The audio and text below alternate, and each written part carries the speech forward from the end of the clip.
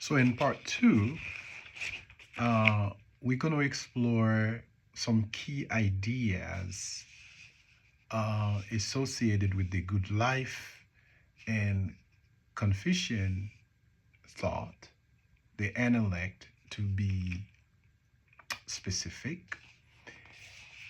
And we're going to review Amy Albertine Albertine's article, Confucius Complaints in the Analects Account of the Good Life. So what I will do, first I will, when I get to the article, I'm going to analyze Albertine's interpretation of Confucius' idea of the good life and her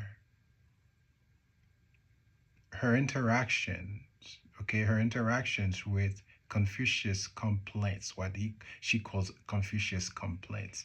We'll see what those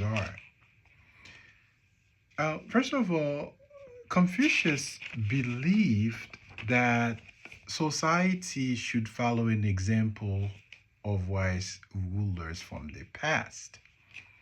So Confucius was obsessed with the ancients, with the past, with the tradition, not with modernity, okay, with the past.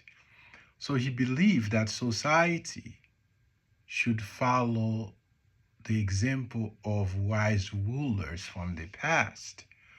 So he encouraged people in governments to follow the ethical path or the way or Tao, T-A-O.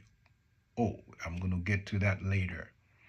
So the ethical path of the of the ancients or of the morally upright leaders. He believed that the past held the key to a good and just society, just like the wisdom of the ancients, the wisdom of wise rulers held the key to living a good life. So therefore, he searched for a ruler who would practice these values. And these values include fairness, wisdom, and moral values. He taught his self-discipline, learning, and moral development because Confucius believed that education wasn't just about facts. The goal of education should contribute to what? To helping people to become a better people, or to help the goal of education is to help a society to become a better and just society or a virtuous society. So he taught people to keep learning, to work on their character. So character formation is very important for Confucius. Education is that tool that could shape people's character. And of course, he promotes the care or the well treatment of other people, even strangers. So he had a mission in his life. His mission was to pass on moral wisdom from the past because he believed that Confucius did not just see himself as a teacher, but a guardian of tradition, a guardian of tradition. So he wanted to teach moral values and preserve the ethical teachings of earlier generations. Therefore, Gen, Gen or Ren, Ren from Chinese, simply means living with deep empathy and kindness. Empathy towards people, kindness towards others. You know, this is a core idea in Confucius' thought, body of thought. Gen, Jen, you know, in English, it's often translated as goodness or humanness. Humanness. Goodness or humanness. It means deeply kind, deeply empathetic, treating others as you would want to be treated. Confucius believes a good person behaves with respect, a good person works hard, and that good person is loyal. Loyal. So, not only a good person is respectful at home, he is hardworking in public, and is faithful in relationships. Leaders in particular should act with ritual and respect. They should set the good example for others to follow. Goodness for Confucius is deep, it is lasting. Knowledge is useful but temporary. In other words, knowledge could help us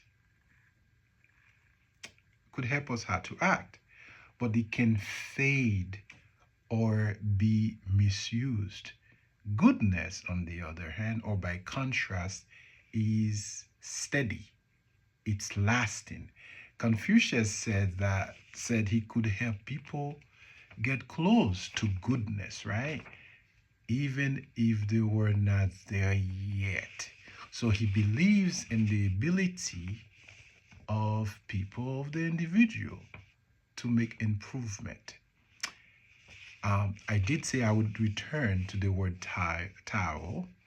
Tao, T-A-O, or Taoism, okay? A philosophy simply means the right way to live. It's the right way to act or the right way to govern. So if Tao means the right path to live or the right path for leadership or the right path for leadership should be done for Confucius, this path was already shown by wise rulers of the past. Therefore, he believed that good government means rediscovering and living by ancient wisdom. Okay, so we're gonna transition at this time by interpreting Amy Alberdine's article. I believe her last name is German. If Dr. Amy Alberdine is listening to me, please forgive me for mispronouncing your last name. Let's look at her interpretation of Confucius. Well, first of all, for her, Confucius believes the good life is not defined by constant happiness or emotional ease. This is very important because this is contrary to our modern interpretation of the good life. Or we should be happy constantly. In fact, for Albertine, the good life is a commitment to moral cultivation, virtue, and social responsibility. And such a path, or Tahoe, here it is, might bring what? Sorrow, suffering, frustration, and a sense of futility.